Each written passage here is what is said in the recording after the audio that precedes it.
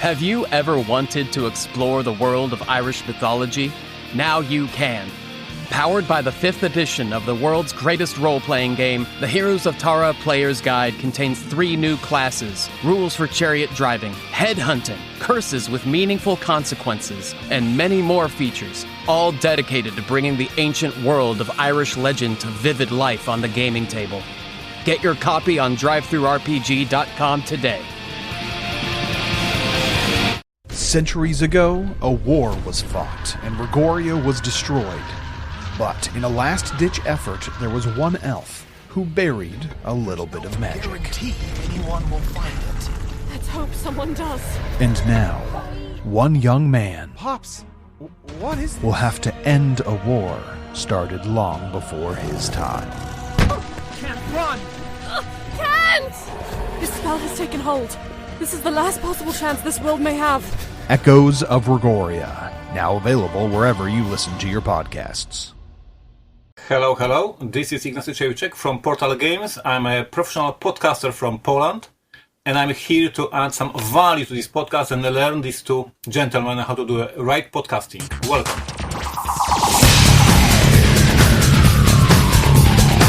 After that introduction, I don't think Rolling Dice and Taking Names needs to say anymore. Y'all know who I am. I'm Tony. I'm Marty, and we're excited to have our buddy Ignacy, who has been a longtime friend, and yes, even sponsor of the show since 2017, 16, 17, something like that. It's been 8-9 years. It's crazy. Yeah, and he's sitting here thinking, God, what could I have done with that money instead? Good morning. Good afternoon, sir. So yeah, it is morning here for us, afternoon for you, and we have not had you on the show for a while. We thought, yeah, it's just time to sit down and just have a good old catch up, because we haven't seen you in person in a few years, as just because of crazy travel stuff and going on, we just hadn't been able to catch up. So the best way we can do it is with a video.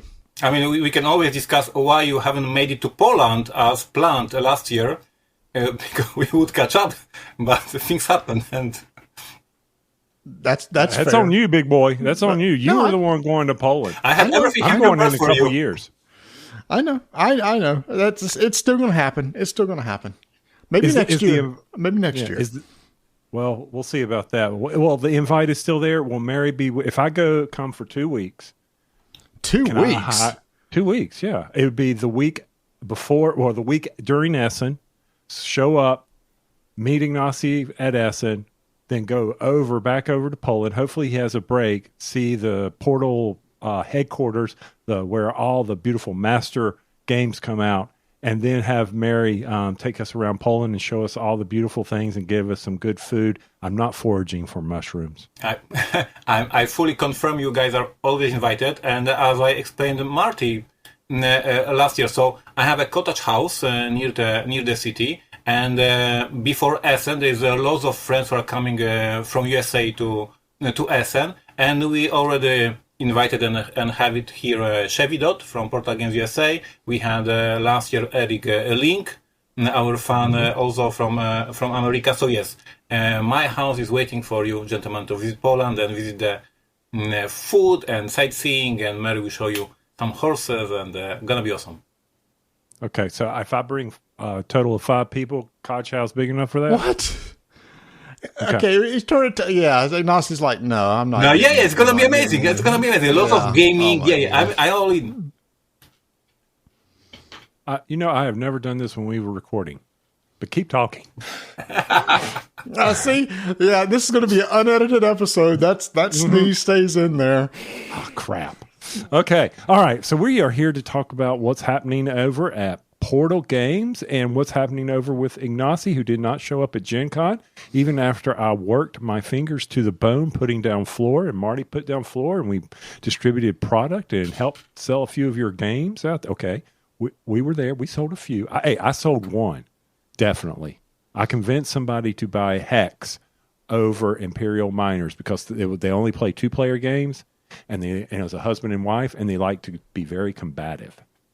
Thank you. I appreciate that. I was not at Gen Con this year, but I have an amazing team, so I was pretty comfortable. The Chevy and Ben and Tyler and Don and you guys and lots of friends. The company has lots of friends, so I know that I feel super safe and comfortable. If I'm not coming, everything works anyway. I wish I come, but the situation is very difficult these days with coming to USA, lots of tension here in Europe. So I said, maybe I will not try to have adventure on the customs or whatever these places where you are flying in. And I said, no, I don't need that in my life. I understand. Yeah, who knows? Maybe next year. Maybe we'll get together again so you can watch us slave for you as we have done for several years and enjoy it. I know Tony and I, it's like, oh, it's Wednesday. Let's go help set up the portal booth. I will say this was probably, Tony, the quickest we've ever got that booth set up. We knocked that sucker out in just a few hours. Oh, I know. Chevy had a plan. He executed that plan. We were done in and no on time. top of that, because this is an interview with a person from Poland, so Slavic commentary is here planned. So it was quick because I had no new product on the show. Okay, that's fair. So that's a perfect segue because the game that you were going to have this year at Gen Con was Age of Galaxy, and because of all the issues of getting the game into port, etc., it just did not show up in time. We did have a couple demos there of people showing off the game. Tony and I got to play the game this week. So why don't you tell us a little bit about Age of Galaxy, which, if you're listening, it is available right now to order on their website over at shopportalgames.com. That's shopportalgames.com. Yeah, with Age of Galaxy, it's a super cool story because the game was released here in Poland. Actually, I even have this Polish edition. So I actually really bought the Polish edition of the game because it was just science fiction card game. I like science fiction, I like card games. I just bought the game. I played it. I loved it. And we reached to the designer of the game and the original publisher of the game. And we asked them, what about English rights, if they're available? Because I love the game. I played it.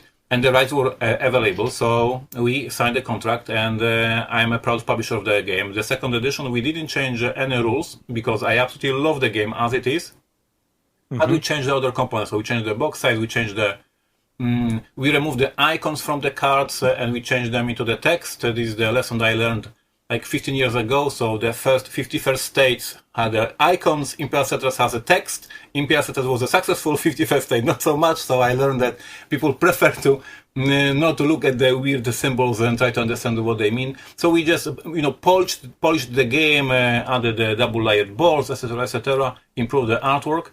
But we didn't touch rules whatsoever because, super honestly, I was one of you customers. I was a customer who went to the game store in Poland, bought the Polish version, loved it, and then made a deal, a contract with the original, as I said, designer. So I personally play this game. My wife Mary loves it, so I strongly recommend. This is a card game in which you are building the alliance, a little bit like in a Star Trek, different races, different factions. You are building alliance. Each of these cards will give you a special power, special ability, and because there is 40 different factions, 40 different these races in the game, each game will have a different alliance, different combo of abilities, and therefore it will make different gameplay, different strategy. And you are going to settle colonies, conquer planets, do all the things that you do in science fiction card games.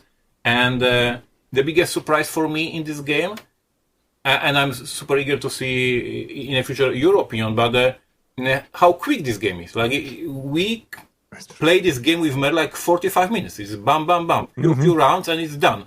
And you feel that you played a real meaty science fiction card game, but it didn't last 3 hours, but it's just 6 rounds, and do whatever you can to do the most in these 6 rounds. So I personally love this game, and that's why I'm publisher. And I will say that I think the idea is try to give like a 4X feel to the game. And on your player turn, you have these discs that you're going to assign to take actions. That's probably the main thing that you're going to be doing. And the actions are things that you might do in a 4X game. Just looking here, make sure I got them all. There's exploring, which allows you to, check out different planets, probably get some resources, do some trading. That's just trading resources one for another. You're doing research. This has a tech tree, and I love tech trees. So your player board has a way to research different abilities. And so you go up the tech tree, you'll open up more. But some of the cards that you're dealt also have research abilities on there, making every game feel a little bit different. You can manufacture, which is getting ships, which can be used, which is going to have like a combat element to it later on. Retrieve, which is a way to... So here's the thing is, and this is where it got confusing for me in our games, is there's a lot of icons in this game. I will say that. There are a lot of icons. Much less than in the beginning, trust me. I was getting ready to say, did you not just hear the man? I know, he but I did you a favor. I'm just saying that it was like look at this, because okay, this is tech tree in the original edition. Have fun understanding these icons. That's fair. Yeah. I mean, I'm looking at that original design. That's one of the things I wanted to talk to you about, Ignacy, is you said that you eliminated some of the icons. I'm looking at some of the boards. You're right. That is a very small box game, and you have expanded all the boards. You've made the tech trees so that they're double layered. You've also given each player board some, I don't know what that is. It's got glare on it, but that's okay. There's a lot of icons. By the way, just let me say, it's this is also concurrently being released on our YouTube channel. So if you want to watch it on YouTube, you can see. It's on our Roll Dice Tech Names YouTube channel, and you can see the stuff that we're showing. So, yeah, currently on podcast and video. All right, go ahead. Yeah, so, I mean, you've expanded. That's some of the enhancements you made to the 2022. By the way, pronounce the last name of the designer. Jeffrey, is that CCH? Do you know? I don't know how to pronounce it. I met him at the Nuremberg, so we talked. A very nice gentleman. But I haven't asked him how to pronounce his surname. I just was calling him Jeffrey, so I don't know. Jeffrey, okay, that's fair. So anyway, that's some of the enhancements you've made to the 20. Because if someone says, well, I own the 2022 and you didn't change the rules, why would I pick this up? Don't pick up. No, don't. And enjoy the game. Don't pick it up. It's expanded. It's a beautiful package. It's a beautiful components. But if you have this game at home, play it, love it, spread the love about the game because it's freaking amazing. Maybe ask somebody to give it to you for the birthday if you want to have it this beautiful edition. But once again, we didn't change any rules in the game. We added one more thing. We added the solo variant scenarios, additional scenarios, because after the release of the initial game, the designer came up with the ideas for the solo variant. He published them online for the fans because he just loved the game and they love the game. And we asked him for the right to use these things that he designed later on in our official release. Of course, he was very happy to grant us the rights for that. So our edition, if you compare component after component, we have a full-blown amazing 5 scenarios for the solo, designed by the designer himself. Yeah. And I didn't even finish all the different actions. The retrieve, there's scavenge, which gives you money. Colonize, so there's another thing where you have these. I like this too. So the game is set up to where there's map cards on the table. You're going to reveal one each round, and that shows you the planets that you can get to. And when you colonize, you can claim one of those planets, which will give you some rewards. And the game end triggers when you flip over that last because card. We fly through the galaxy, and each round we flip the new part of the galaxy that we discover, and we try to settle on this planet, discover what's interesting, and then the next round we fly to the next part of the galaxy, which is, in my opinion, super thematic. Like you see the whole fleet moving through the space. I love it. Mm-hmm. And of course, it's like, well, you can't have a 4X game without a little bit of combat. And at the very end of the round, you're going to have a war phase where you're going to compare the number of ships. And y'all, these are really nice little wooden ships. They look great. So you can get ships on your turn. You're going to take the number that you have compared to everybody else, and you can get rewards. And the person who comes in first is actually Overlord. And they can actually take over somebody else's planet if it's not protected. So there's a lot of little things going on in this game, which easily plays in under an hour. It's just the rules are simple, but it's hard to really it's hard to master because every time you play it is going to feel different because every card that you only get 7 cards at the beginning of the game. How many cards is there in the stack There's total? 40 cards in the box, and in the game you get 7, and that's it. And from these 7 cards, you have to build the plan for the whole game. Like, it is super minimalistic. You need to figure out which of these 7 cards will create the best alliance, 3 of them, and then the rest of them you will dump and trash and change it to the resources. And you have this only 6 rounds. On average, you have 3 actions per round. It may change later, but basically you have these 3 actions. So you have 18 action, and that's it. And you have to colonize and trade and build the warships. You have to do all the things, and you have only a couple of actions. So the game always ends, and you feel like, I wish it lasts a little bit more so I can build more and fight more and whatever.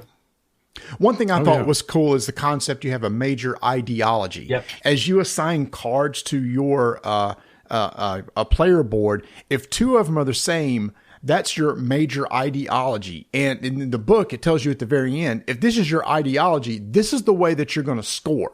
Some of them are more about war. Some of them are collecting relics. That's these tokens that you can collect with one of your actions. Those are worth a victory point each. So each one is going to score a little bit different. So again, every time you play, depending on what your major ideology is, it's going to change how you play it. And Ignacy, I like this too. You give the idea of like, if I set up a major ideology and I realize what I've built does not work very well for what I'm going for, you could take one of the other 7 cards in your hands and switch it and force a change in ideology to maybe one that will score better at the end. Yeah, you can override it and make it, no, this is my new ideology and this is what I'm going to score at the end of the game. So yes, the end scoring and it is open, so you all see what other players are going after, so you can try to plan and try to mitigate their plans. But yes, you have in-game scoring, you have end-game scoring, you have warships. I mean, it's unbelievable how in such small box they put so much of the meat. And that was one of the things when we were playing. I had 3 different ones, and I knew, okay, so that means I was tied, so I wasn't going to score on anything. So I could easily put in the true ideology, and that way, that was how I was going to keep my hidden game scoring. I knew that. So I you waited for the later of the game. You have to play this ideology. Yeah, very cool. Yes, so no one knew what they were like. He has no plan, and that was true. When any game I play, I have no plan. But I knew that they could see, okay, he's got a red, the purple, and the green out. Yeah. Okay. I needed that for the resources to do the advancements that I wanted to do on the tech tree, whatever I wanted to do there. And I knew how it would, in the later rounds, I could then say, okay, I still had the additional colors in my hand. I still had 4. Yep. So one of those should be available to me to score. Yep. But we won't go into how that went. But anyway, that was my plan. So yeah, Age of Galaxy, it's, there's been a trend recently over the years to, I'm going to make a 4X game that plays in a short amount of time. And I think there's been varying success to that. But I really do feel like with this one, you do capture a lot of that theme because you only get 3 actions per turn, as you said, but there are a lot of different things that you can do. And so every game really is going to feel different, and it's all based on those cards that you play. And also, these are multi-use cards because when you put one into play, you immediately gain some sort of resources. You could just spend one from your hand for like an immediate one-time.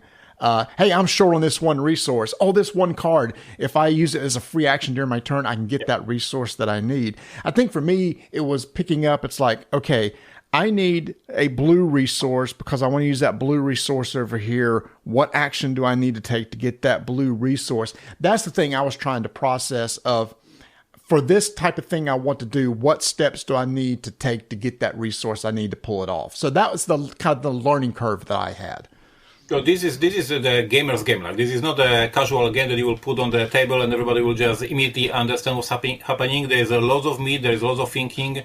Last time I played with Mary, I was posting on Twitter. She just demolished me. Like, she's a Eurogamer. She planned so much better, and I had not enough resources. I planned it not enough good, and she just demolished me. Like, this is as simple as that.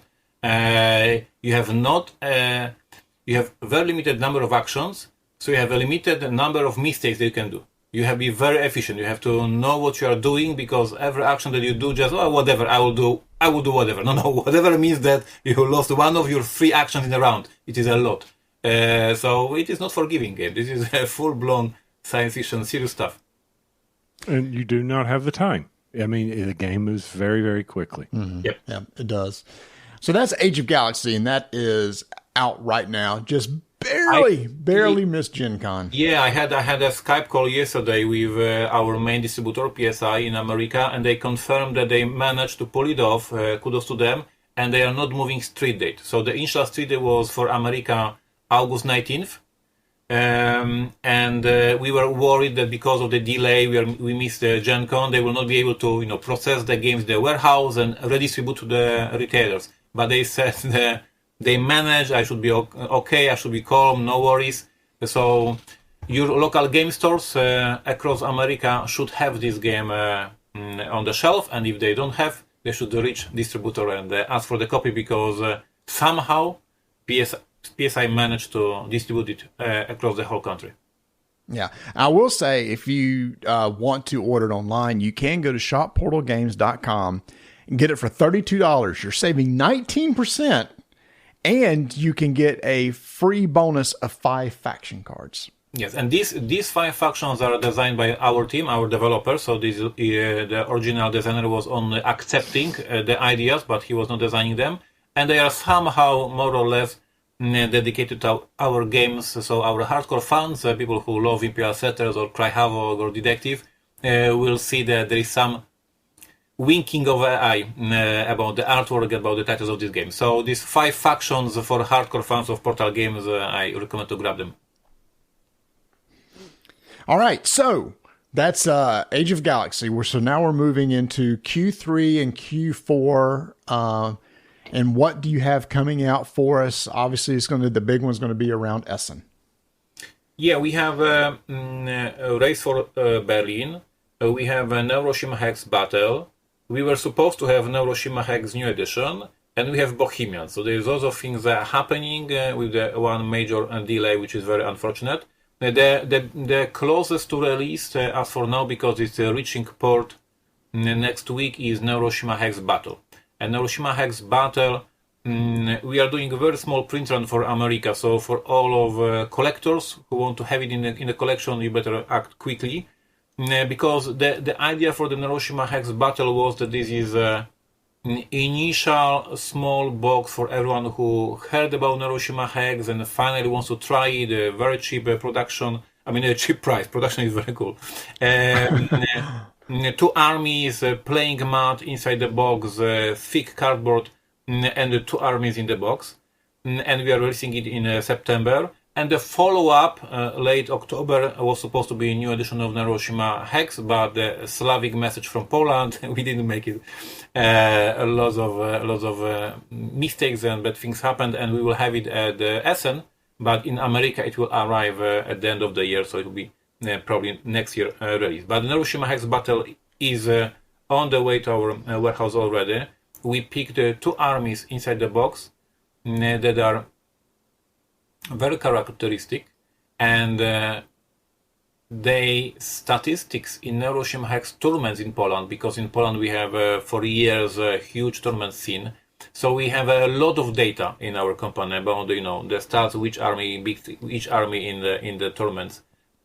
So we picked 2 armies that have 50% win ratio, like they are perfectly balanced with each other. From all the tournament games. If you put the Steel Police against the Beasts, there is 50% chance to win Beasts and 50% chance to win Steel Police. So we picked it as a perfectly balanced box. Beasts is wild animals who want to attack. They are furious, they are crazy. They sometimes attack their own units because they're friendly. And Steel Police is an iconic Judge Dredd style army of peacemakers that make the peace. They use guns and shotguns to make a peace. So these 2 armies. So this is a starter set for Neuroshima Hex. It will be available, as I said, in September in a small print run. The box looks amazing. I can be very honest and transparent. we were looking very carefully on the games from our friends Rob the View and the Restoration Games because we all love Unmatched. So the box for Neuroshima Hex is very similar in the dimensions and the price and everything like in Unmatched because Rob did amazing job with this product. So when we were planning Neuroshima Hex Battle, I brought to the company Unmatched and I said I want something like that, but for Neuroshima Hex. So here we are with this new release. Very proud. I think many people will love it. We already shipping out Polish copy because in Poland we have a release of this product on September 5th, so very soon. So we are already shipping pre-orders and the reception is super positive. It's much more positive than I thought. It's just ecstatic. It's crazy. So I'm very happy. And as I said, in September in America in good stores. So check it out. Perfect way to start your adventure with Neuroshima Hex. And just a warning, if you start playing, there is like a 20 armies, so you are doomed. No, you're not doomed. You just have a lot of replayability. So you answered my question. That's why I raised my hand in the video. I hope it shows up. It's like a team meeting. It does not show up. So darn. But from you said Skype, but that threw me for a loop too. Skype, I thought that was dead. You had a Skype meeting, but this battle. Is there room in the box to be able to put other armies? I understand what you're trying to do, introduce people to it. But if I wanted to put a couple other armies, there is room. Like the box is, as I said, is a dimension of the Unmatched. So if you put 2 armies, there is a lot of space for the new army. So if this is your starter, then you can start collecting armies and just put them one after another.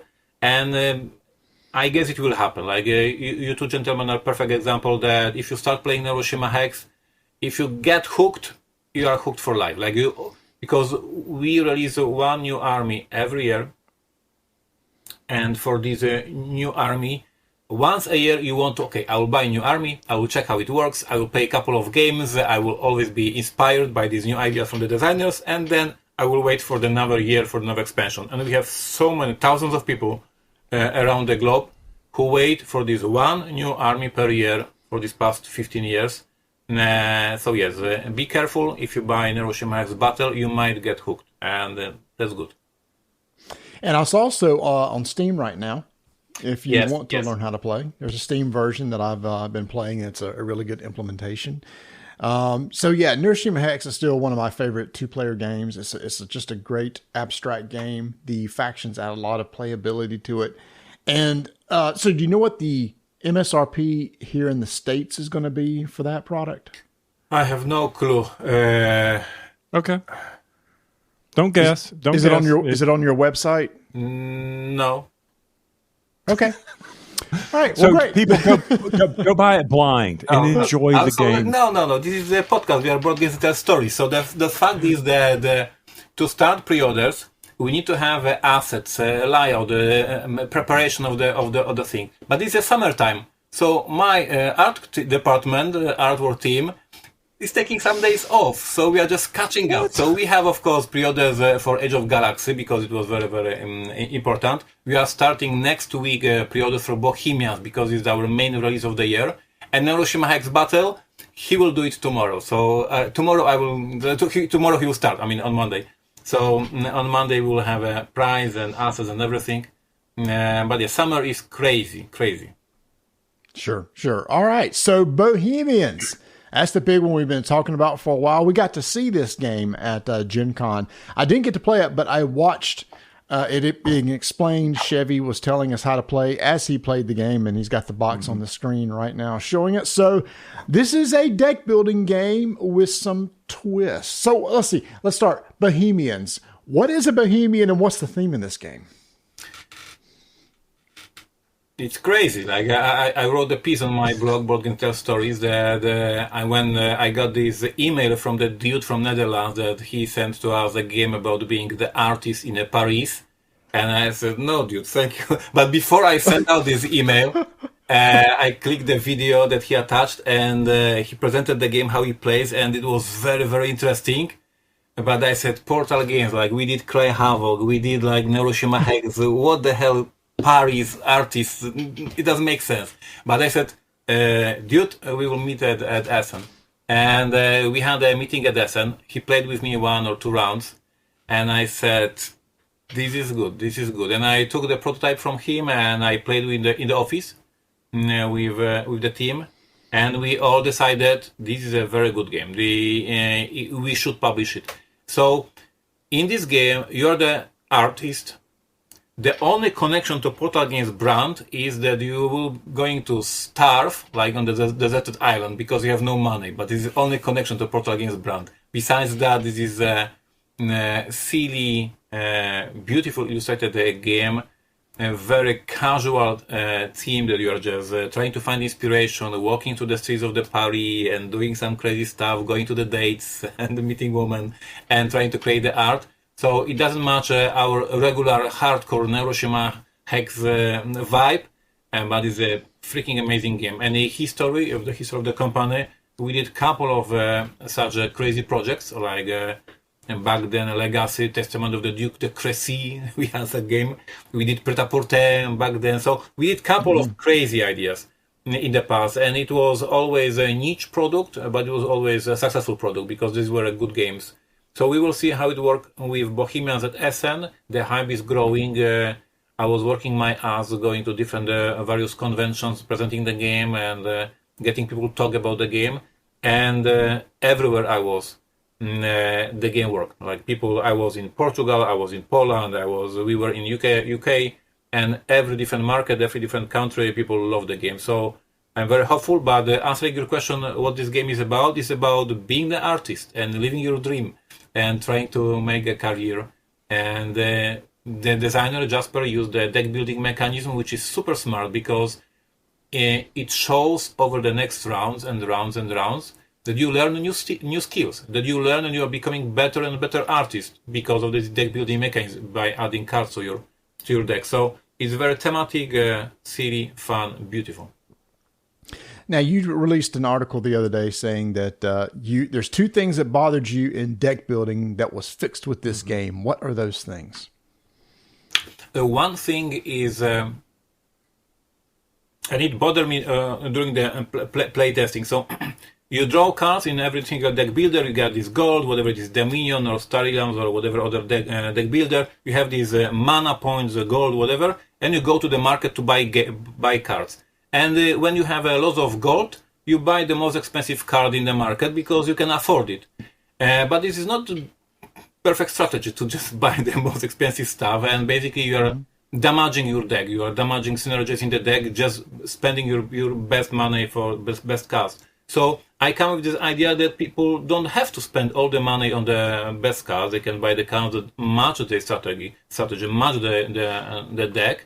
And the money that were not spent, they invest in the separate board with the special powers, the special abilities, and suddenly players start not buying the most expensive cards. Suddenly, because what was bothering me that, you see the market, you see on the market many cards, and nobody's buying these cheaper cards because they are cheap. I prefer the most expensive. And suddenly, with this board, when you can store this not spend money on a special board, suddenly you buy the cheaper card, and suddenly these cheaper cards start playing, and suddenly the abilities on these cheaper cards started to matter in the game, and suddenly I saw that players finally are making decisions. They look at the market, they look at every single card, which card matches my strategy, and the rest of the money I invest in the atelier board. And it fixed the game. It really fixed the whole concept of deck building. It works very, very well. And the same I did with the thing that bothers me a lot.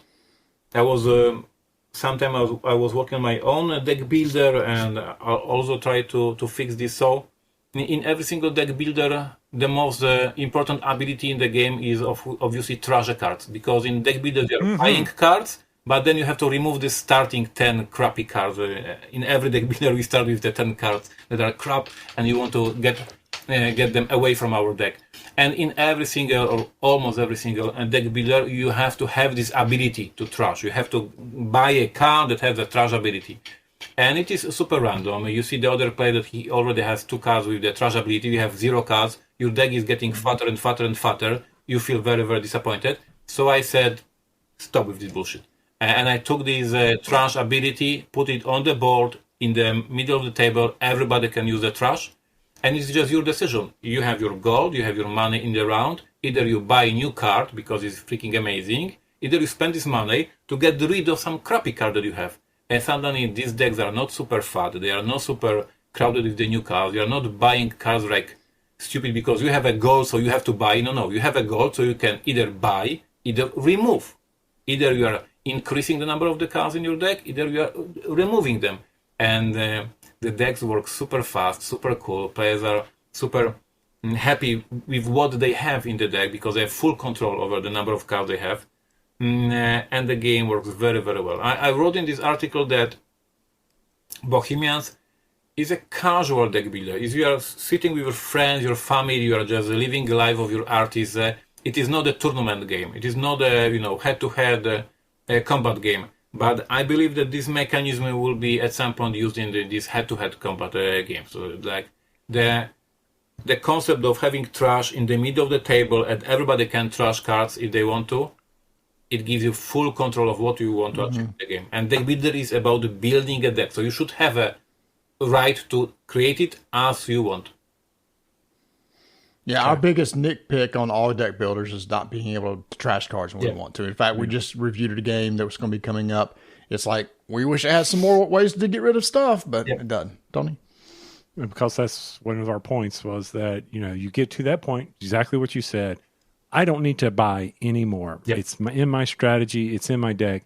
And by doing this, I now, even though I still got these crappy cards, I can have a bad turn.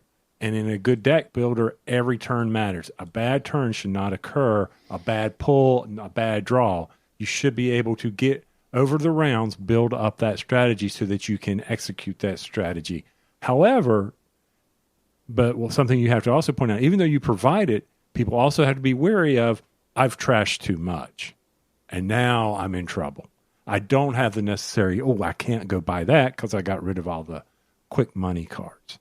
So that's a good line to be walking with a deck builder. So looking forward to it. The only thing for me is when we were with Chevy and he was playing and he was talking to us about it, the storytelling. Marty knows I'm all in for this flavor text. Yeah. So this is interesting. Let's discuss it. So the initial prototype and the initial rulebook we got from Jasper, it had the phase of the game in which you describe all 4 cards that you have in front of you, because players in this game will play 4 cards in front of them. One card is dedicated to what you were doing in the morning, the other card is what you are doing in the noon, and then afternoon, and then the night. And they create a little story of how your day went. And Jasper, in his vision of the game, was that, so I will discuss. So in the morning, I was just wandering streets, and then I went for the date, and then after hours, afternoon, I went to the work, and then in the night, I was painting. And this is a little story that you are building every single round. Of course, we discovered during the playtesting that there are different types of the players, and of course, we were playtesting the role players who were just creating some crazy stories and doing a lot of downtime. And we had Eurogamers who didn't give crap about the story. So we discussed with the Jasper, and finally, the final ruling in the game is that we ask you politely, as a game designers and developers, to pick one card among these 4 cards, which is your highlight. So instead of saying that in the morning I did that, and then in the noon I did that, and then afternoon, and then noon, and it takes this 30 seconds of some crazy story, you will say, so in the noon I was on a date. It was awesome. By the way, I have 8 points and I buy this card. So you can still keep a little bit of the storytelling with picking this one card. So the Jasper design of the game is happy that you remember about the story, but we say, Jasper, people who just want to play faster, so just let's do a highlight. So I think we managed to meet water and fire together that everybody's happy. But when I was playtesting with Mary, my wife, she really hates storytelling, so she was ignoring this rule whatsoever. Like she was just, I have 8. That was her story. What? Yeah, I wasn't even telling the single story. Now, like in every deck builder, sometimes you can get stuff in your deck that you don't want, and this game has this too. Can you tell us about that? We are talking about the hardships? Yes. So the whole game, that's why I say that, and I will write more about this game, it is a casual game. Everybody can play because it has very simple choices that you are making, and everybody will understand them. If you're a gamer, you will just crush everybody else because you will understand the new layers in these choices. But the basic choice is super simple. You have 4 spaces on your board. In these 4 spaces, you will play either 4 cards, and they will provide you inspiration to buy new cards. Either you will play only 3 cards because you need to go to work on part of this day, either noon or afternoon or night. You need to go to work. So your basic choice in every single round is I play 3 cards, have less inspiration, but I go to work. Either I don't give a crap about the work, I spend the whole day doing nothing because I need inspiration. And this is a super simple choice for the players. But if you don't go to work, you will have a hardships. That is starving, having no money, having some anxieties, having some problems, etc., etc. So we made this hardship deck with Jasper. Tiny problems. Like if you have 1 hardship, that's okay. If you have 2 hardships, that's okay.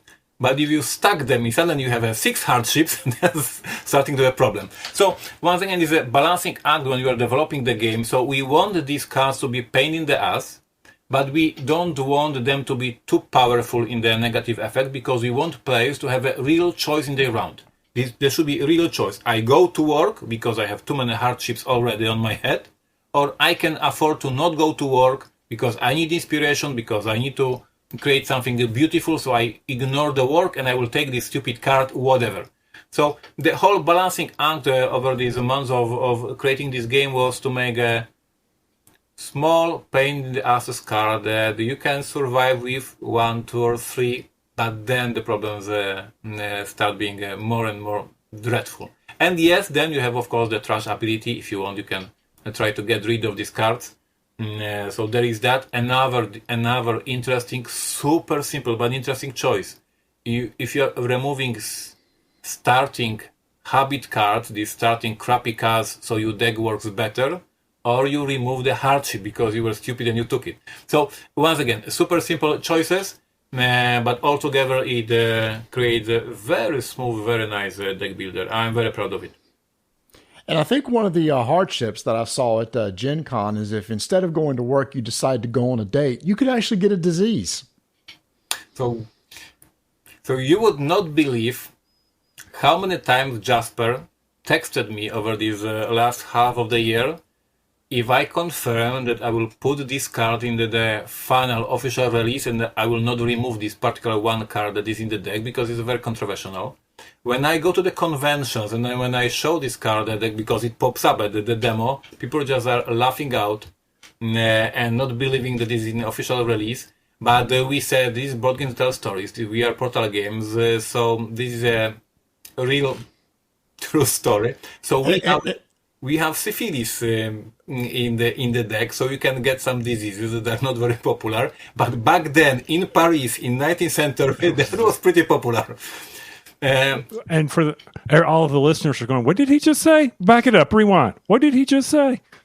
He said syphilis is what he said. Okay, is that what he said? Okay, Yeah. I don't know what that disease is. Because when I saw them playing, I went, what the heck is that card? So we had the same reaction around the table. I just thought it was funny. But you're right. I mean, the rule for the game is insanely fun and stupid and crazy, and I love it how Jasper designed this card for the game. It may turn off some people that will say this is too controversial. They don't want to play with their family or kids and seeing such a card pop up. But this is how it is. This is Paris, 19th century. Yeah, and Bohemians, straight from Wikipedia, it's all about free love, and things travel when there's free love around. Just saying. Oh, so Bohemians will be releasing. I have a story because I was 2 months ago. I was out at Asmodee Retailer Day, presented the game to the retailers from Denmark, from Norway, from Scandinavia, and I'm playing with business people basically. Of course, game store owners are geeks, but still, this is a business environment. And of course, this mentioned card pops up. And they look at me, and I say, yes, I'm a publisher who has a guts to publish a game with such a card. What do you think? And they said, we think you have a guts. I said, thank you. I think there'll be maybe a little bit of a controversy on Board Game Geek, but the card is funny, silly, matches the team perfectly, and I love it. It's historical. Yep. It's just like, hey, it's historical. It's accurate. It's accurate. It's accurate. That's I mean, right. go. But hey, if you're offended, go read history. I'm sorry, it was there. Or just pull the Come on, card, people. Or just pull the card out of the deck. It's that No. simple. People can play the game however they want. If they want to pull the card out of the deck, they can pull the card As out Rob of the deck. Davio said, you bought it. You play it however you want. You can break every rule in the game. I don't care. You bought it. I got your money. He didn't actually say that last part. That's McCree adding that in. But anyway. Okay, so this is going to be coming out at Essen. This is our Essen big release. We have a huge hopes. As I said, the hype is growing. We have a huge interest both in the terms of the geeks and gamers. When I was presenting the game at the conventions, Asmodee retailer day was just a bluff. People were just at some point, like I'm serious. After the vendor hours, there was then open gaming when the retailers were able to play these new releases, and I had so many people playing because the gossip, the rumor went around the tables that there is this one is funny. You should try it out. I don't remember, it was 9 or 10 p.m. I said, I'm sorry, I'm very tired. I need to go to a hotel room, and I stopped the demo because there was still more and more retailers who wanted to play the game because there was a rumor that this one is fun, this one is cool. They should check it out. So we got the update from the Asmodee Nordic about the order, which is very happy for me. I'm very, very hopeful for this game. So do you know when it's going to hit retail? It should hit retail exactly around Essen time, both in Europe and in America. The boxes are on the ship right now towards the America, and arrival to our warehouses in the middle of the September. So we will have 6 weeks to put it into this distribution. So I think we are safe. I think we will have it around September, around late October in Europe and in America together. And we are starting pre-orders next week on our website. Cool. So for those that want to, be sure to put syphilis under your Christmas tree. It'll be in stores in time. There is a lot of crazy cards. There is a drug addicts. There is starving. That being the artist and trying to make for a living in that period of time, it was a crazy times. Okay, I'm telling you right now, you need to make a T-shirt that you sell at Essen, at the Essen booth, promoting Bohemians, and it says, I got syphilis at Essen. Wow. It would sell like crazy. Hey, some of the T-shirts we saw at Gen Con, it would fit right in. Oh, I got syphilis at Essen. Dude, you got it. I mean, that's the giveaway. I don't need that much press, okay? Well, you're promoting the game. It's just the board game or that one card. That'd be funny. That one card, or better yet, I mean, just a koozie for a can. Something that you can hold. Oh, that's my funny. goodness. That's funny. Okay, so that takes us through the end of 2025. Can we even tease or talk about anything for 26? He hasn't even thought about 2026. You may not. But It's too early. for 2026, we will have 2 games. They will be obviously announced at PortalCon in January.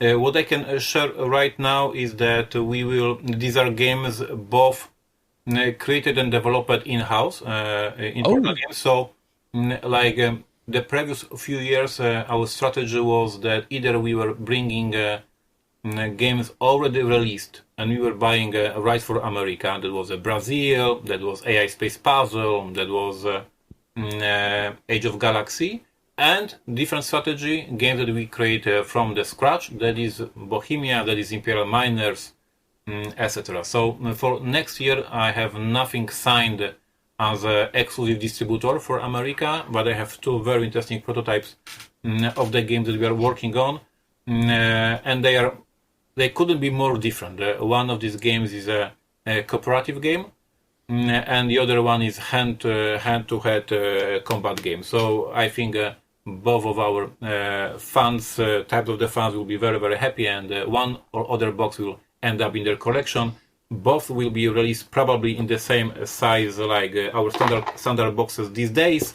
So Imperial Miners, AI Space Puzzle, that size of box, because it's very convenient. So yes, this is what I can announce before PortalCon.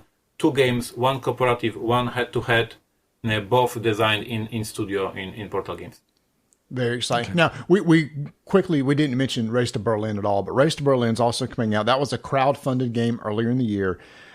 You're not going to retail with that, right? That was just basically what was printed is what we can get. I think, I don't know details how many copies in the end I will end up with, because just reminder, the campaign was during the whole tariff situation in America, and we were not able to take pledges from American players. We have them on the newsletter. We have them on the they secure that they are interested, but they haven't pledged because of the tariffs. So when we print the games, we will see how many of these gamers will actually buy the game and how many of them will back off that no, they are not interested in the end. So some copies may end up either in our website or maybe some 2 or 3 web stores, but definitely this is not our wide release. Like, you should not expect your average local game store to have Race to Berlin. We are doing a small print run. This is my pet project. I was discussing it in the many interviews. Designer of the game, Krzysztof, is my friend for many years, and he was struggling finding a publisher.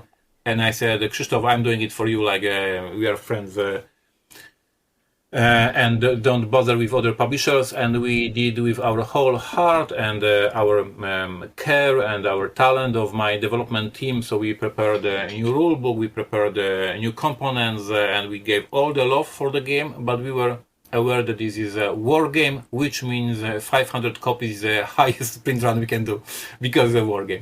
So yeah, this is my pet project. I did it because of my friendship with the designer, and of course because I believe this is a brilliant game. Of course, I have it in my collection, the first edition, because this is the second edition that we are publishing. But if you are into war games, if you are looking for this game, I guess website of Portal Games will be the safest place. Okay.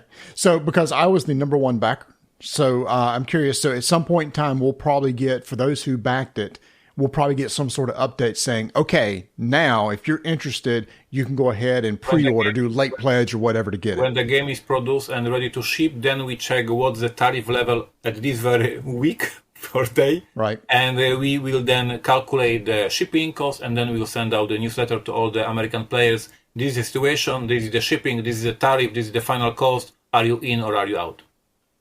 Perfect. So I have a question for you. So let's just say I take a trip to Europe. Is there a way to, I know, like, I'll go into various shops and look for games. Is it possible to, I know I couldn't go in and get an English version when I was in Spain. They just didn't carry them. Is it possible to find those, like maybe in the various board game stores?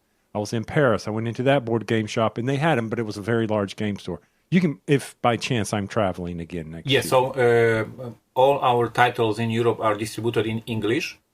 Of course, because we have a lot of great partners. For instance, we have Pendragon games for Italy. Pendragon is doing all our games in Italy. So all my games are published in Italian for a market. But still, if you're visiting the biggest stores in Italy, they will have a couple of copies of my games in English because of the tourists who are wandering around and they want to bring something. So in each country, the biggest stores have my games both in the local language and in English. So yes, we do distribution in English across the whole Europe as well. For the Race to Berlin, I doubt it. Once again, this is a small print run only for hardcore players. It's my love letter to wargaming. Okay, but I know a guy who could probably hook me up with some components. I got you. I hear you. Okay, I'm looking forward to that one. What I remember most about that, Marty, was the fact that even though I was playing, either you were playing the Allies or Britain, U.S. versus Russia, trying to get to Berlin, you were also playing as the Germans pushing back, if I remember it correctly. We've played a lot of games similar to that. That's why I like the tension of that. Yeah, no, it was really interesting. Both of us control the Germans. It's just, when it's the other person's time, Are you going to try to help yourself out, or are you going to try to stop him by using the Germans? That's what I really liked about that game. When I was working on the rulebook for the game for a few weeks, I wish I could post it, but of course it is impossible. But for every rule that I was not understanding and trying to make it more clear, and I was reaching Krzysztof and Krzysztof, how does it work? I don't get this rule.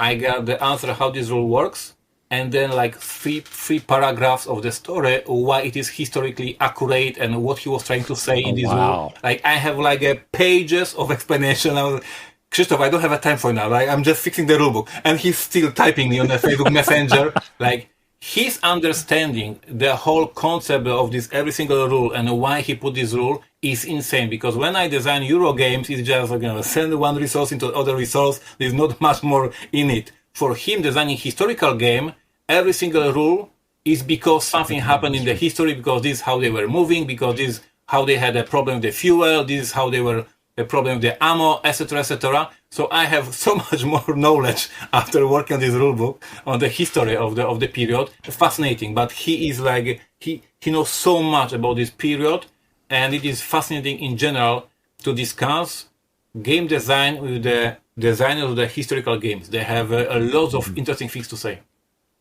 So are you going to do something like they do with GMT games? I love the extra book that's basically the historical notes and everything. Will you have something like that in this? We asked Krzysztof, and he wrote for us a strategical guide to help players how they should play, what's most important for this strategy. So out of these two articles, because the one article for Axis, one article for Russian, one for Americans, you already will learn a lot of the context of the whole operations, and the rest is on my Facebook Messenger in my private conversation with. Okay, so you'll give access to your Facebook Messenger. That's what I just heard. Yeah. Hit me later. Okay. No, that's the flavor text I read. Yeah. So, okay, cool. All right. How's 2026, Marty? What else are we doing? All right. So we're going to wrap this whole thing up. We haven't done a rank 'em with you in quite a long time. And for those who haven't heard, or it's been quite a while, our rank 'em is where we're going to give you 3 items and you're going to rank them in your order of choice. And then you're going to tell us why you rank them that way. And of course, we're going to play along too. So here, I'll kick us off with an easy one because I see what Tony's are. Wait. I have a story. Oh, another story. A podcast to tell How many stories. books? You've got 3 books now, right? Yeah. I have number 1. Yeah. I do not have number 2 and number 3 yet. They are good. You need to check them out. Because I love this segment, so I copied your idea and I introduced these, rank them into my podcast that I record with my wife, Mary. After a couple episodes, I have to stop because every time he was super angry that it is difficult to put, like she loves and that, and the ranking is super difficult, and she was yelling at me, and I had to remove this segment from the podcast because it was making argument in our marriage. So I love the segment. I really tried to copy it, but I was not successful. Okay, that's good. That's good. All right, well, we're going to start with an easy one. We know that you're a cookie fan. If y'all ever watched any of Ignacy's social media, every convention, people bring him cookies and stuff. So let's just start. And we probably even asked you this one before, but I think it's a good way to kick back into this. So here we go.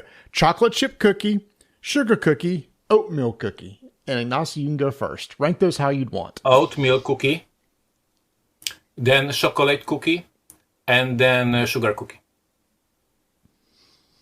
All right, Tony. I am close. Oatmeal cookie, sugar cookie, chocolate chip cookie. As I'm getting older, I'm just not enjoying chocolate as much. So, but I love a good oatmeal raisin cookie, the cinnamon to it. Oh, and then when they're warm, oh my gosh! When we're on cruises, that is my cookie to go to is the oatmeal cookie. The good soft sugar cookie. Oh, so good. So good. And here I thought oatmeal was going to be controversial. No. Why? No. Because a lot of people can't stand oatmeal, especially oatmeal raisin. They do not like them because that is also my number 1, followed by sugar, followed by chocolate chip. So is it just older guys? Maybe the older guys feel like, hey, if we get oats, maybe that's good for our digestive system. I just want to mention for all you listeners who may not know the context, that from the moment when the story that I like cookies became viral, it is like, I don't know, 10 or 8 years ago, like when the internet became a thing, when the Twitter was a thing, and it became viral, I have not bought a bag of cookies since then. Like for all these years, like a decade, and I have always cookies at home because there's so many gifts from the fans at the conventions. And when we had a COVID and there was no conventions, I was showing it on a Polish vlog. People were, I'm serious, it is hard to believe, but I'm serious. People were sending packages, boxes with cookies to Portal Games headquarters, to our office, for Ignacy because there's no convention. And we were literally getting packages with the cookies from our fans instead of convention. So it became viral, it became crazy, and I love my life, yes. That's awesome. And does it still continue to this day? Yes. Good. I mean, I could just imagine the taste buds that you could be doing in your office with the number of cookies, the various types of cookies. That's because they're different. The dry English cookie versus, anyway, sorry, we could keep going. Anyway, done. Sorry. All right, now for mine. In light of the theme of Bohemians, Marty chickened out on his one, rank 'em, so I definitely jumped on it, but I will go ahead with mine. Rank 'em: syphilis, dysentery, or pneumonia. And we'll start with Marty. Hold on, I gotta look up something real quick. Okay, he's got to define what is dysentery. What does it mean? No. I know what that. I just want to check something. What's pneumonia? I don't know this English word. Pneumonia is the water in the lungs. Oh my god! The hacking, the coughing. Okay. I don't know. Okay. What it usually follows like a flu or something. What's the word in Polish? Kaszel. Okay. So that. It can lead to death. All these three things, if not treated, could lead to death. Yeah, it's congestion in your lungs where you can't get oxygen. Basically, usually comes from a bad cold or flu. All right, so you're starting with me. I'm going to go. Oh my gosh! And it's not ranking them based on. Just tell us how you're ranking them. There's a reason. I got to come up with a reason why I would do this. Oh Lord, I guess I'll say in order that I would want them. I don't know. Okay, I would say order. If I had to get these, I would say I could handle pneumonia, probably the easiest. It'd be a pain in the butt, but I think I could get over it. That's dysentery, by the way. I know. Pain in the butt. The problem with syphilis the syphilis could just be treated with a shot. You get a shot and it's gone. It's the stigma behind it. So I'm going to go with dysentery because it's a good way to lose weight, and then finally syphilis. Okay. Interesting. All right, Ignacy. Because I had no clue that you can get out of the syphilis so easily. That puts this disease much higher right now, because at the beginning I was like, I'm not interested at all. But if this is so easy to fix, to heal, and for the reputation, it's not the best reputation to have syphilis. That's true, but I don't like doctors, and I don't like to go hospital. So I would definitely want the disease that is the easiest, to heal. On the highest, but it makes me that I want to have syphilis in the first place. I don't like this concept whatsoever. You need a T-shirt. I'm telling you, it will sell. Just get them printed right now. Okay, so syphilis is number one for you. Yeah. Then pneumonia, because I know this disease. I can survive it. It's not cool, but it's okay. And the last one goes to the last one. Dysentery.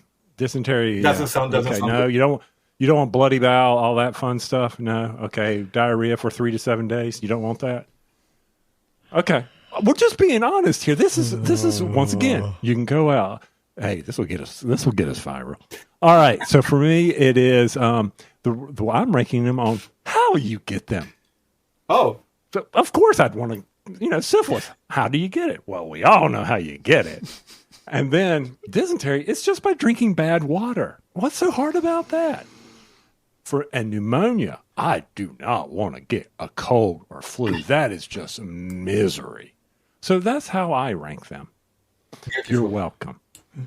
I mean, I cannot wait for your Discord channel to discuss these, rank them, and to ask fans for their opinion. It will be topic on fire. No, it won't. No, they'll be talking about something else. They'll be talking about the cookies. Okay, so here, we'll get back to a more sane one. Engine builder, deck builder, worker placement. And Tony, you can go first. So I'm going to rank these based on the ones I least like to play first. Okay. Not the reversing it. So for me, engine builder is, because all three of them are great. They're my top three mechanics I love. So it's hard, but engine builder is the one I least like playing compared to deck builder and workplace placement.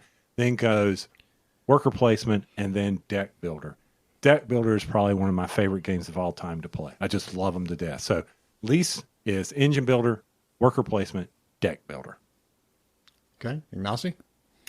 Yeah, I agree that this is like this is great list of great mechanism.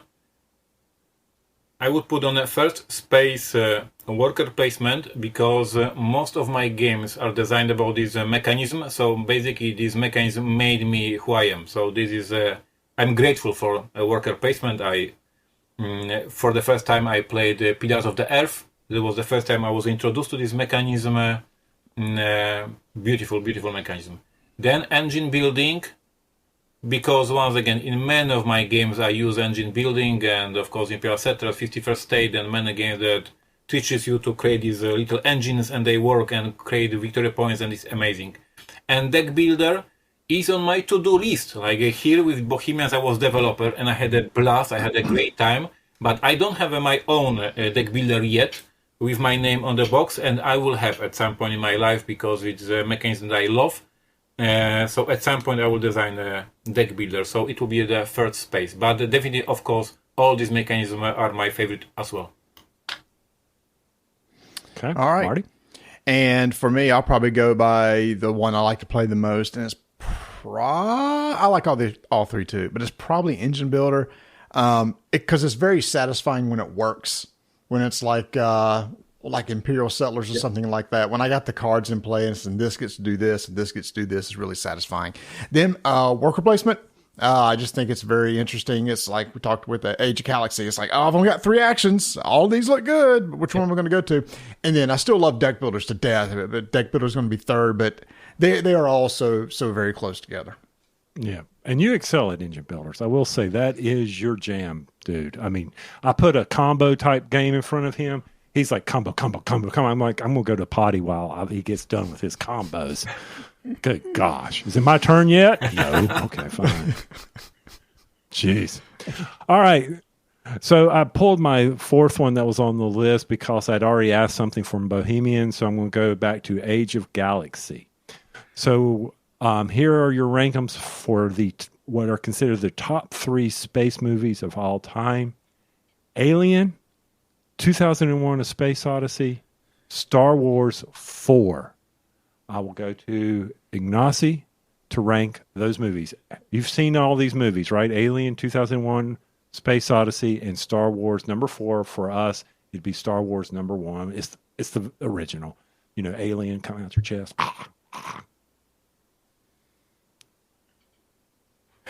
Ooh. He's thinking about this one. Yeah, he's trying to figure out how he wants to rank them, if he wants to rank them, or admit he never seen them. I think the Star Wars will be on the third space. Although I think the number 5 and number 6 are better than the 4, but still, it's great, and it started the whole beautiful story. So Star Wars number 1, Alien, of course. Majestic movie number 2, and for the Space Odyssey, I saw it once many years ago, and I don't remember much of this movie. Like I think I watched it. I think I didn't understand much. Of course, I read the book as well. So it's not in top 3 of all time for me. Like, so these 2 are very close, and the number 3 is I don't care. Okay. Okay. So yeah, I'll go from favorite to least favorite. Star Wars, just cause it did kick off a whole era for me. Alien, and then 2001: Space Odyssey. I like it. I appreciate what it is, but I got to kind of be in the right mood for it, because as you're watching the movie, especially towards the end, it's like, what exactly is going on again? You have to go look up, what is this about again? And you go, oh, that's right. This was made in the 60s. Okay, that's why. So a quick question before it goes to Tony. So no, I'll let Tony, you go first, and I'll come back with a quick question. Go ahead. All right. So for me, it'll be one I would not watch again. That's how I'm going to rank them. I would not watch 2001: A Space Odyssey again, to exact same point. I didn't understand it the first time. I didn't understand it the second time when I was older, thinking I would understand what was happening. So I'm definitely not going to do it. Alien I'm sorry, that created so many nightmares for me when I first saw it. I don't need an amazing movie, incredible movie. I can handle it better. I know what's going to happen, but still scares the bejeebus out of me. And then Star Wars, I'll watch it anytime. And especially now, I don't think it has aged well for me because it puts me to sleep. But it's still an amazing movie. I watched Alien last year with my daughter. She was watching it for the first time. We put it on the wall to watch it like in a cinema at home, and it's freaking amazing. So like I have it, as I said, watch it a couple of months ago. I was scared again. My daughter was scared. It's a freaking great movie after all these years. It's amazing, absolutely. So I got a question. Which do you prefer more, Alien or Aliens? I'm like in every single fan of the franchise, each of 4 movies, because I even like the 4th one. Super specific, super different, and I appreciate the Cameron and Scott and Fincher version, and I love them all. So I think the number 2, Aliens, is because we are boys and we like to shoot. So I guess I would give a little bit additional point for the Aliens, but each of them is a manifesto of the talent and vision of the director, and it's very difficult to compare them. Yeah. I just think it's cool that they're so different. Alien is more of a horror story, and Aliens is more of an action flick. Yeah. So. And last year I ran for the whole year. Last year I ran a campaign, a role-playing game campaign for the Alien. So had a blast with my friends. We played 10 game sessions over the year. So I was my whole year was Alien-ish. Nice. Had Alien. I was a game master. So I was creating the whole campaign, creating the whole scenario. So for the whole year, I have thoughts about the aliens and how to surprise players and how to make some horror story during the game session. So. Last year for me, 2024, it was my Alien year. So I don't know if you know, there's a TV series just now started here in the U.S., Alien Earth. I don't know if you've got it over there yet. Watch it. There are 2 episodes right now. Yep. I'm hoping that goes into. It seemed like it was going to lean into the corporations, which I was really interested in. I hope that's kind of where it goes. The whole Wayland Corporation. How did they become the main one? Etc. So we'll see. There's one thing I forgot before I let you go. When we was talking about 2026, and I meant to bring this up. I think I've said this to you before. I'm going to say it again. As a fan, at some point in the future, I would love if you would do a re-release. Why are you rolling your freaking eyes? He's not going to do it, but keep asking. Keep going, fanboy. Do a re-release, an all-in-one collection of Imperial Settlers with everything. So here's the thing. There was a plan. Yes, there was a plan for Imperial Settlers 10th years anniversary, 2024, and I even had some second edition draft. The new edition was supposed to last only 4 rounds instead of the 5 rounds, and I cut off the first round. So basically, you were starting already with some production, already with some cars intact. And you are starting like in the second round. So I was playing with that. But then life happened. I was not discussing it very publicly, but the hardcore fans probably noticed that I was gone from the internet and social media in 2022 and 2023. I had some personal problems, some health issues, and I was basically absent. And I was not able to finish the design and go to prepare the campaign and go to the crowdfunding or whatever and do this second edition.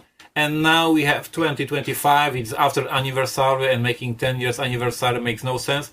We will see. I still love the game. The game just debuted last week on Board Game Arena. I was playtesting this version on Board Game Arena, so I played Imperial Settlers after a few years break. I love it. I had a blast once again. I'm playing right now with my friend. I'm playing Romance and crushing him. It's funny. So I love the game still after all these years. And I hope I will have an opportunity at one day to release like a new package, new box with some redesign things and all the factions. That was the plan. But the life sucked for a couple of months for me, and I was not able to pull it off. Maybe at some point I will do it. This is my dream. I wanted this box to be released as a one box with everything. So see, Tony, it may still happen. He wants to do it. May. It's just one of those things. We're in that phase where a lot of publishers are now re-releasing stuff of old, because a lot of people like myself, those retro games are still really, really good. And if you can't get your hands on them, a lot of people get to experience that stuff for the first time. And so I get to go back and play these games. I never got to play, what's the area control game, Tony, that we played just recently? El Grande. It was, El Grande. No, El Grande was one that was last year. It was, oh my gosh, it's on the tip of my tongue. Space themed. Oh Lord, it's not coming to me. And we're not editing, so I can't pause and go look it up. Anyway, so it was the first time. Cyclades. That's it. Cyclades. I got to play it for the first time ever. Oh, that's why the game was so good, because it was just so hard to get and stuff. So I think Imperial Settlers had that same thing. It's like, oh yeah, I heard about that, never got a chance to play it. And doing that all in one, I see a campaign where a big box, every faction in there, kind of one and done thing. I think that was a plan. There was a draft. There was a plan. There was a draft. As I said, I did some work on that, but then things happened. And we need to wait for the 15th years anniversary. I mean, you need to have some marketing reason. Yes, you need to make some press. You need to make some buzz about it. So you are looking for the old games. You are looking for some milestone. Now, hopefully, I will do it. Once again, I love the game. I'm very proud of it. It basically started my whole career in America. It was a great success for me, and I'm very proud of this game. And I want it back. So y'all heard it here first. In 2029, look for a campaign for Imperial Settlers 15-year edition. Well, we'll start in 2028 at the end, so it can be released in 2029 and make the 15th year. That's the plan. And my last thing is, when we were at Gen Con, it was great to see Imperial Miners sell out from the table. Yeah. Detective sold out. Yeah. Brazil, I've been talking with Chevy. People don't understand the brilliance behind Brazil. It's sold out. So, I mean, games that continue to sell for you, people need to continue to look at them. If you didn't get a chance, it's like we're doing a commercial for you. Yeah, this is the lesson I learned many years at Essen, when I was at Essen and I was at the Amigo Spiele booth, and I see they have this huge banner, this huge marketing for the Bonanza, the bean game, right? And I thought, well, this is like a game from 1997. What the hell? And I had a meeting with Amigo on different business, and I asked them why they are promoting Bonanza, and they said, this is Bonanza. This is our evergreen. This is the game that is brilliant, and every year we have thousands of the new people coming to the industry, coming to the hobby, and they are looking for these amazing games. Bonanza is one of them. And they taught me that for the games that are your evergreens, you just care for them. So for us, of course, it's a detective, of course, it's Robinson Crusoe. And I'm very happy to see that at this Gen Con, some people discovered the detective, some people will discover Imperial Miners. Even though these are no new releases, these are great games. As simple as that. Great games. Yeah. I also helped that we were bargaining with. No, I'm kidding. We weren't bargaining with anybody. Yeah, they were. Okay. Well, thank you so much for spending your afternoon with us. It's fun as always. Thank you for.